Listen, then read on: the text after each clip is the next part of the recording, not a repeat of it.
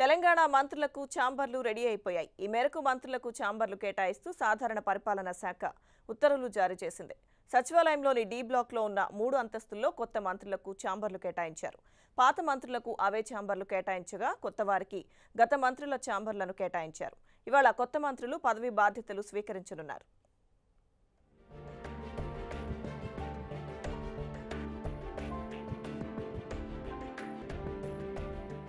కొత్తగా ప్రమాణ స్వీకారం చేసిన తెలంగాణ మంత్రులకు ప్రభుత్వం ఛాంబర్లు కేటాయించింది. డి బ్లాకుల్లోని 3 అంతస్తుల్లోనూ కొత్త మంత్రులకు ఛాంబర్లు కేటాయిస్తూ ప్రభుత్వం ఉత్తర్వులు జారీ చేసింది. గతంలో హరీష్ రావు వినియోగించిన ఛాంబర్ను సంక్షేమ శాఖ మంత్రి కొప్పుల ఈశ్వర్కు కేటాయించారు. హోం, కార్మిక శాఖ మంత్రిగా పనిచేసిన నాయని నరసింహారెడ్డి ఛాంబర్ కోసం 2 మంత్రులు పోటీ పడుతున్నారు. ఆ ఛాంబర్ను తనకు కేటాయించాలని ప్రస్తుత కార్మిక శాఖ మంత్రి చామకూర మల్లారెడ్డి కోరగా మరో మంత్రి కూడా అదే ఛాంబర్ కావాలని పట్టుబడుతున్నారు. దీంతో మల్లారెడ్డికి ఛాంబర్ కేటాయింపు పెండింగ్లో పెట్టారు. ఇక హోంమంత్రి మహమూద్ అలీ పాత ఛాంబర్నే ఎంచుకున్నారు. రెండోసారి మంత్రులైన ఈటెల రాజేందర్, జగదీష్ రెడ్డి, తలసాని శ్రీనివాస్ యాదవ్, ఇంద్రకరణ్ రెడ్డి తమ పాత ఛాంబర్స్నే కేటాయించాలని కోరారు. దీంతో వారికి పాత ఛాంబర్స్ కేటాయించారు. ఇక్కడనేమో యాదవులు, కుర్మలు, ఆ వైపున తీసుకుంటే గంగపుత్రులు, ముదిరాజులు, తెనుగు, గోండ్లు, అంటే దగ్గర ఒక 80 లక్షల కుటుంబాలు దీని మీద ఆధారపడ్డటువంటి జీవితాలు. అంటే గడిచిన 60-70 సంవత్సరాల నుంచి ఎవరు పట్టించుకోలేదు. వాళ్లకు పుష్కలంగా అంటే బడ్జెట్ కేటాయింపులు పెంచడం మూలాన ఈరోజు వాళ్ళు చాలా ఆనందంగా, సంతోషంగా, ఈ స్కీమ్ దేశంలో ఎక్కడ కూడా లేదు. అంటే 75% సబ్సిడీ మీద ఇచ్చడం అనేది సామాన్య విషయం కాదు.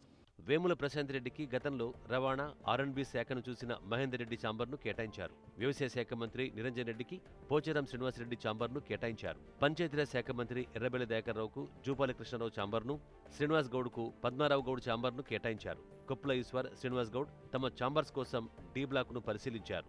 విశాలమైన గదులు, ఫోన్ సిగ్నల్స్, కేటాయించిన శాఖలకు దగ్గరగా పేషీ ఉన్న గదులు, ఇలా అన్ని విషయాల్ని పరిగణలోకి తీసుకుని పరిశీలించారు. వీటితో పాటు వాస్తు ప్రకారం ఎటువైపు తమ పేషీ ఉంటే బాగుంటుందని పరిశీలించారు. దేశంలోనే నెంబర్ 1 రాష్ట్రంగా ఇలా ముందుకు పోతా ఉన్నాం. వెల్ఫేర్ దాంట్లో ఎక్కడ అమలు జరిగినటువంటి వెల్ఫేర్ కార్యక్రమాలు, ఇక్కడ సంక్షేమ కార్యక్రమాలు ఇక్కడ అమలు జరుగుతూ ఉన్నాయి. దేశమే తిరిగి చూసేటువంటి పరిస్థితిలో తెలంగాణ రాష్ట్రం ఉన్నది.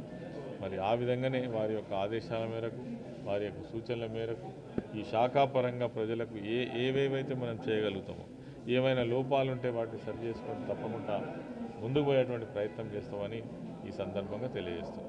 రేపు ఉదయం 9:30 గంటలకు ఎర్రబెల్లి బాధ్యతల స్వీకారం. ఇక మంత్రులుగా ఇవాళ జగదీష్ రెడ్డి, సింగిరెడ్డి నిరంజన్ రెడ్డి, వేముల ప్రశాంత్ రెడ్డి పదవి బాధ్యతలు స్వీకరించనున్నారు. విద్యాశాఖ మంత్రి జగదీష్ రెడ్డి ఉదయం 10 గంటలకు సచివాలయంలోని డి బ్లాక్లో తనకు కేటాయించిన 237 ఛాంబర్లో బాధ్యతలు స్వీకరించనున్నారు. వ్యవసాయ శాఖ మంత్రి నిరంజన్ రెడ్డి ఉదయం 11:25 తనకు కేటాయించిన 261 ఛాంబర్లు పదవి బాధ్యతలు స్వీకరిస్తారు.